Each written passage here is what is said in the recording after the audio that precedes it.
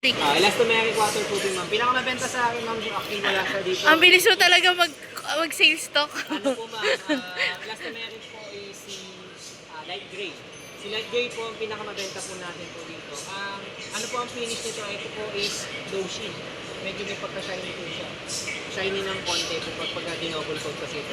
Then, ito po is form positive side din po sa mga firewalls, mga tingting po. And si waterproofing po is sumasabay din po siya sa galaw. Galaw ng ano, no? Yes po. Mga walling po natin. At least, from the word elastomeric po is elastic. Ito.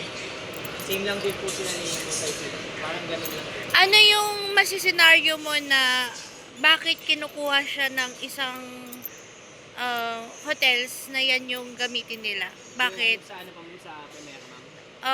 Hindi. Ito, ma'am, Yung, kasi- di ba may order na, may gusto mag-order sa'yo ng Yes, ma'am. Ano lang po yung ma'am, S-house niya lang po.